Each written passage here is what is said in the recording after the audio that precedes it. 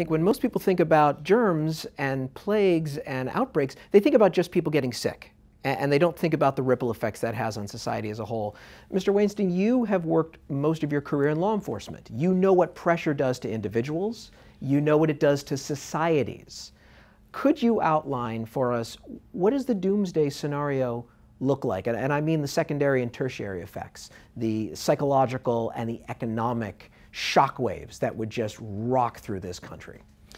That's a great question. And you think about an attack, whether it's a terrorist attack or maybe just a naturally occurring outbreak of infectious disease, you think of the immediate impact that's going to have on people, the health impact. But then you have to think beyond that. So, I mean, whether it's a traditional terrorist attack with bombs or bullets or even a radiological nuclear device, horrible. But I think as you pointed out earlier, the attack happens and it's over. We saw that in 9/11, terrible day, we're all scarred by it, but the next morning we got ourselves back up and we committed ourselves to making sure this would never happen again. That next day would look very different after there's an awareness that we have an outbreak of infectious disease. There would be an element of fear or a level of fear that you wouldn't have in a traditional attack because nobody knows where it is. There's not just one single adversary we can go after. That adversary could be our next door neighbor who might come over and shake our hand and kill us.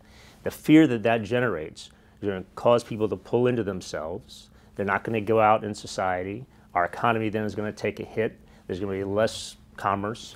We're going to be focused on that in lieu of all the other things that we have to be dealing with as a society and as a government. So I think it could have a crippling effect on us.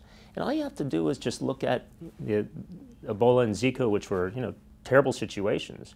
But you think about how much panic might be a little bit of hyperbole, but there was a level of panic among the public about something that ended up being relatively confined.